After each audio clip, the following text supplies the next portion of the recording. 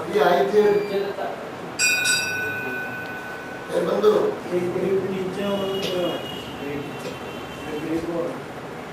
ऊपर होता है।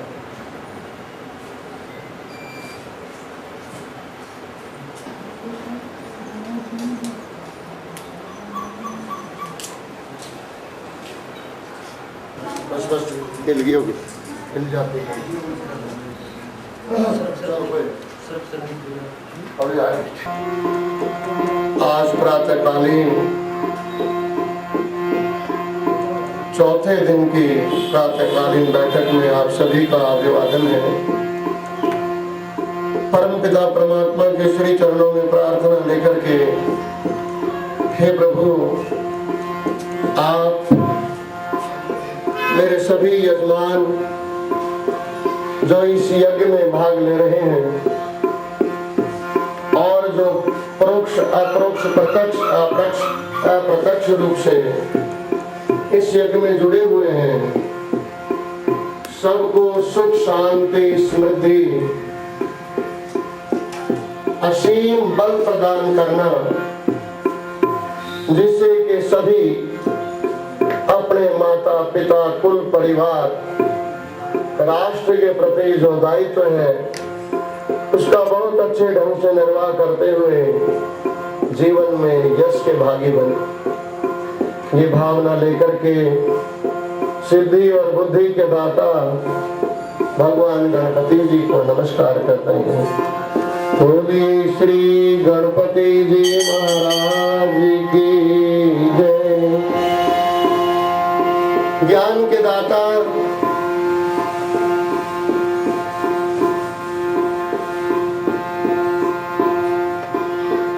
और समस्त अज्ञानता रूपी अंधकार का विनाश करने वाले गुरु महाराज के चरणों में नमस्कार करते हैं। वो हमें शक्ति प्रदान करें, विवेक प्रदान करें, बल प्रदान करें, बुद्धि प्रदान करें।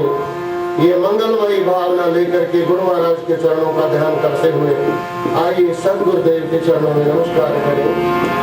बोलिए सदगुरुदेव भगवान की जय। कुलदेवी भगवती राजराजेश्वरी,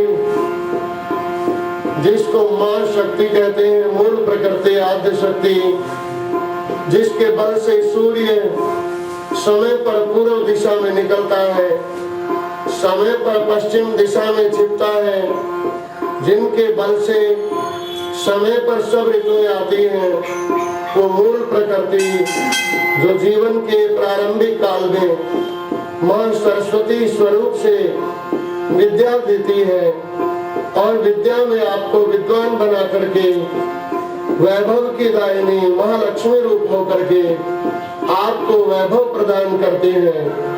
और उस वैभव का जब आप सदुपयोग करते हैं तो काल की महाकाल होकर के आपकी समस्त बाधाओं का दमन करते हुए, समस्त बाधाओं का शमन करते हुए वो मोक्ष की दात्री महाकाली रूप हो जाती है। वो शक्ति जो ब्रह्मा की सृजन शक्ति है, विष्णु की पालन शक्ति है, रुद्र की संहार शक्ति है, विद्वानों की विद्या है, धनियों का धन है, वीरों का बल है, उन समस्त शक्तियों के स्रोत मां के चरणों में नमस्कार करते हुए आइए सभी बोलिए, बोलिए जगदी ज्योता वाली माता तेरी सदा। स्थान के देवता भगवान स्वयंभू शिवलिंग, ऐसे स्थान पे आप पूजा कर रहे हैं जहाँ पवित्र समस्त पेड़ विराजमान है।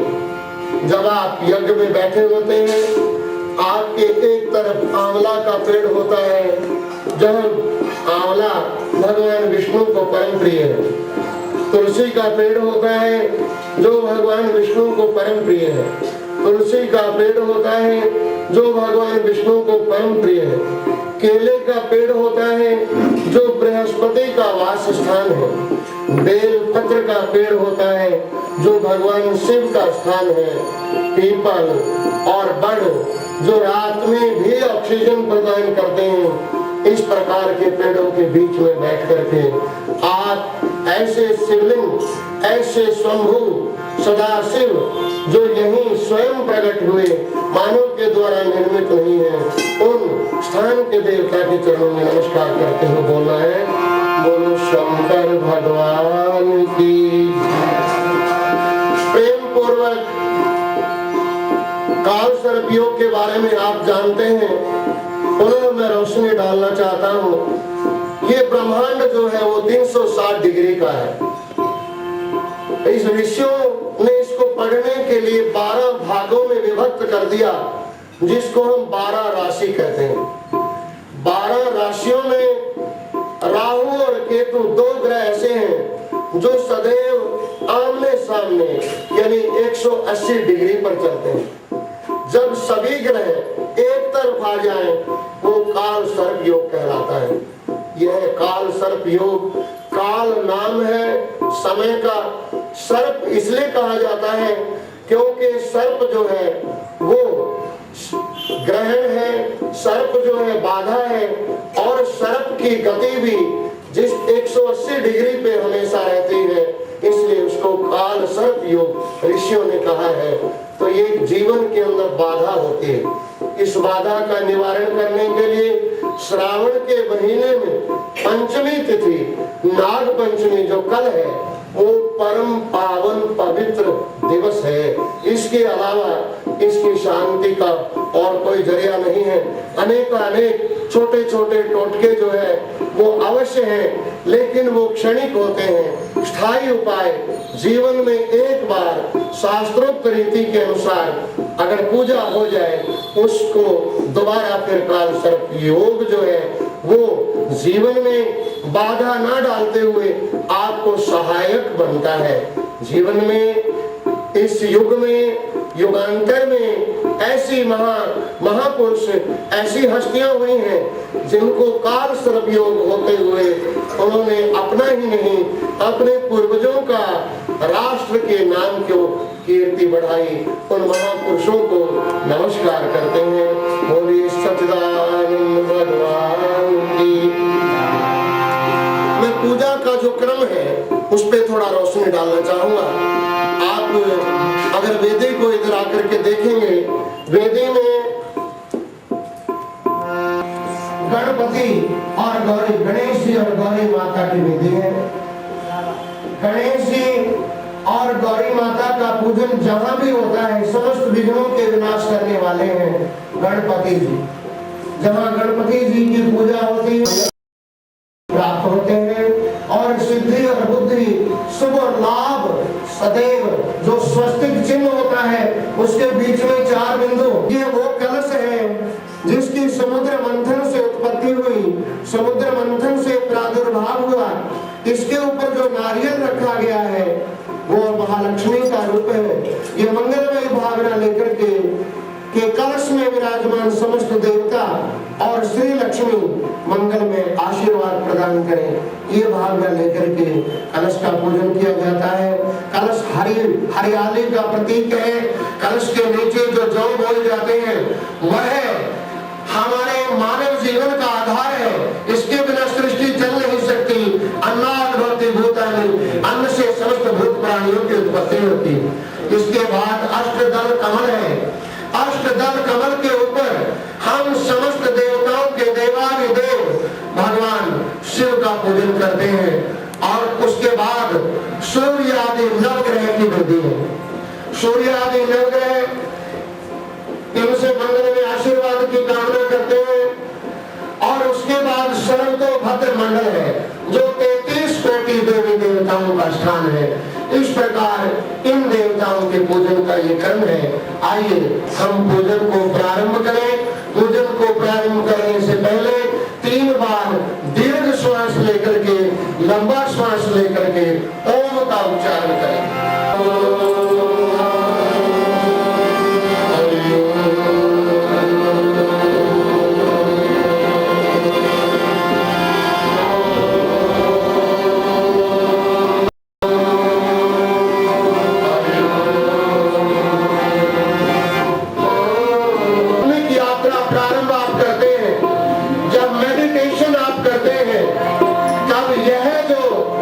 दरवाजा है, ये अंदर जाने के लिए है। यहाँ ध्यान करना इसको कहा जाता है, इसलिए तिलक यहाँ लगाते हैं भाई। पूजा के समय में यहाँ ध्यान करना, आपको एकाग्रता की प्राप्ति होगी। सभी विप्र देवता बोलेंगे, इसका मंत्र है आदित्य वसुरुद्रा विश्वेदेवा मृदगणा तिलकन्ते यच्छन्तु धर्म कामार्थ सिद्धये मंगलम भगवान विष्णु मंगलम गरुड़ध्वज। जल में तीर्थों का आह्वान करते हैं, समस्त तीर्थ हमारे जल के अंदर वास करें। ये भावना लेकर के जल में तीर्थों का ध्यान करेंगे। गंगा यमुना सरस्वती सिंधु कावेरी नर्मदा जले अस्मिन् सन्निधिं कुरु सर्वेभ्यो तीर्थेभ्यो नमः।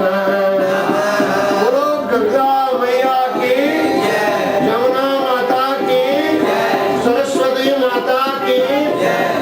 इस जल से आचमन कराना 3 बार। केशवाय नमः, माधवाय नमः, गोविंदाय नमः। आचमन हुआ, हाथ धुलाना, ऋषिकेशाय नमः। आचमन है, आचमन के बारे में वर्णन किया। आचमन से होती आत्मा शुद्धि वेदों ने बतलाया है। 3 बार जो करे प्रेम से निर्मल होती काया है, बुद्धि पवित्र सदा रहती ऋषियों ने अजमाया है। तेज प्रताप बढ़े बलबीर देवों के बन पाया। ये आचमन है। अब आप भूमि का पूजन करेंगे। एक फूल ले लो हाथ में, दोनों हाथों से धरती माता, ये भारत की भूमि है जहाँ देवता लोग ऋषि लोग भी तरसते हैं कि यहाँ जन्म हो और हम भगवान की भक्ति करें, भजन करें। पृथ्वी दयाधिका लोका देवी तुम विष्णुराधिका तुम जगाय मां देवी पवित्रं कुरु च आसनं ओम भूमि नमः आधार शक्ति नमः पृथ्वी नमः भारत